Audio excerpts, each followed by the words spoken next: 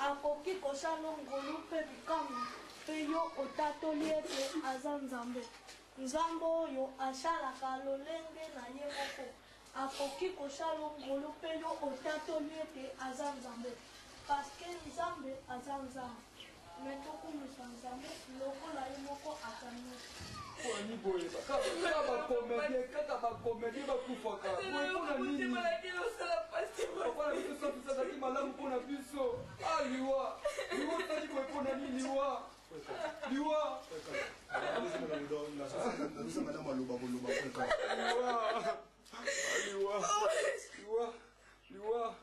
oyokela bakomedie mawa te liwa oyokela bakomedie mawa te mosusu akufaki papa so alandi liwa oza mabe parce toza na kimia me pasi pourkui biso bakomedie tokufaka kaka naokoka te papa sasazaki bien mpona biso. Matthieu chapitre 6 le verset 33. La Bible a dit, cherchez premièrement le royaume des cieux, cherchez premièrement le royaume et la justice de Dieu, et toutes ces choses vous seront données par dessus.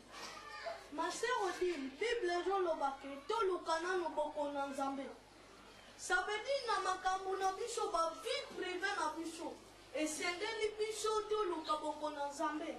Parce que ebele lelo yo bazoko lukananu biloko ya mokili azoluka mbongo azoluka ba voyage azoluka nini mais esengeli na biso tolukana bokonda nzambe parce que toyebi ke deja tobotama mais ekozana un jour o ndenge mpe papa sans souci akufi biso mpe tokokufa parce que nzambe aza nzambe akoyeba kosala biso ngolu mpe bikamu. Bon, tokumisa nzambe parce que ye asali lolenge na ye oye moko alingaki.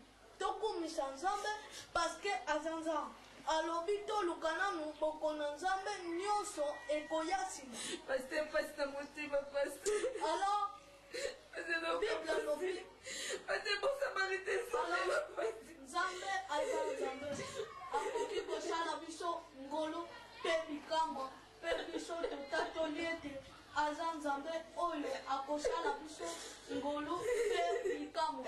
Nzambe aza nzambe yo mpe moto obangaka liwa kobanga liwa te parceke nzambe akoki kosala ngolu mpe bikamwa. Kobanga liwa te parceke liwa ezali ekuke oyo biso tokoki komona tata nzambe. Soki papa sans souci asalaki bolamu atambolaki na kobanga nzambe na kaka na mokili atako akufi toza na elikya atako akufi toyebi ke bisika azali aza na kimia aza na protection nzambe akosala ngolu mpe bikamwa mpe toyebi ke na mokolo ya deuxième jour tokomonana parce que aza nzambe asala biso ngolu mpe bikamwa. Ma sœur Odile kangama na nzambe atako papa sans souci akufi tokoki kotika ye te parce que aza nzambe asalaka ngolu mpe bikamu parce que batobele balobaka ete oboye oba sans souci akufi nga nalingaki ye mingi natiki oshamble ya nzambe parce que nzambe mpo nini opermettre likambo ya boye mais nzambe akosala biso ngolu mpe bikamu. Oliwa eyebise mabe Tokiliwa eba kimpongwe Eba wapa kutokake Mama na wayeli susu watu Eya Ise Kambinyaba Kutula yo Ali kinini Mwenye akande Egele tua Atango Sete dune yuwa shakuni Mwenye amona Pepe kale Mama, tu vas Madina, tu peux faire ça. Mais qui sera lui souffler? Alléluia. Madina, nous comme il est comme de colosse qui pense que moi peut faire. Chaque jour me demander. Allez, là-bas.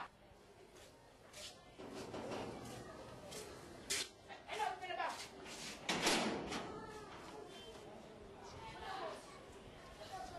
Yaya. Bimana nous a ce qu'on va faire.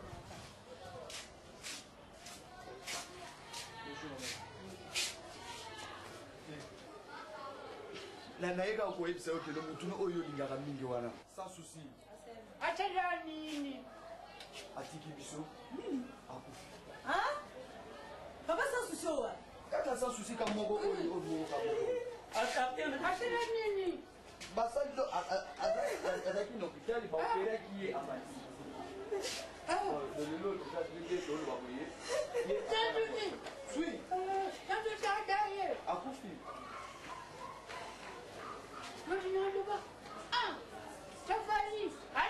Moi. Non, maman, doit essayer de l'appeler.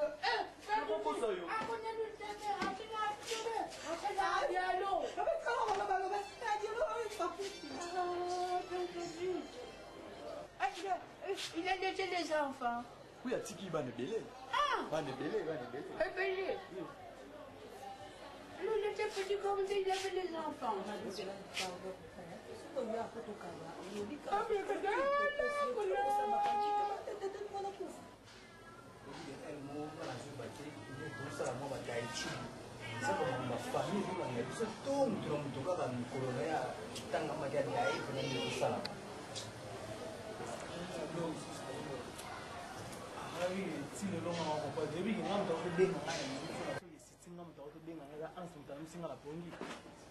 Allo minute tangana azala ofaze yo kita nini lisusu uzaki kena bina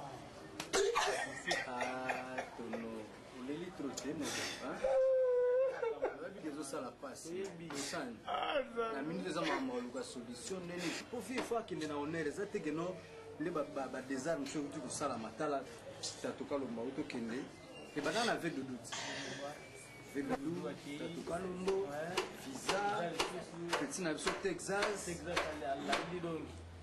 Donc, dans la vie, pour venir qui sont là, nous avons une image, je me suis à Ossala.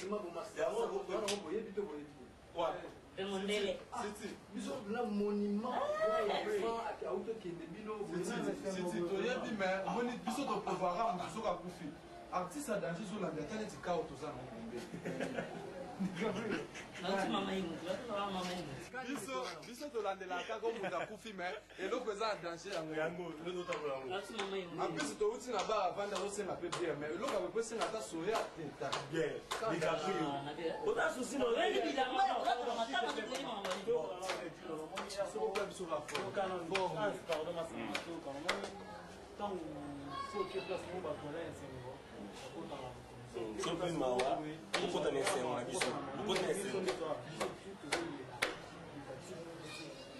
Kota na mtwa sans souci na dai. Papa wana, mias na nyonso asali na o ebelo apportant na kati ya culture, surtout na théâtre na kati mo na biso. Liwa, haleluya. Nani akoki kokanga liwa, nani akoki kopekisa liwa. Nkolo, haleluya, haleluya. Liwa nani akoki kokanga, liwe ko kuta yo meni na bisi, liwe kamate yo. Liwe koki kokanga yo meni na kati ya restaurant, liwe kambi yo ikena yo. Nani akoki kokanga liwa soki yo moko te Yesu za na pouvoir. Haleluya, yo nous a éternité. Haleluya, nkolo, haleluya.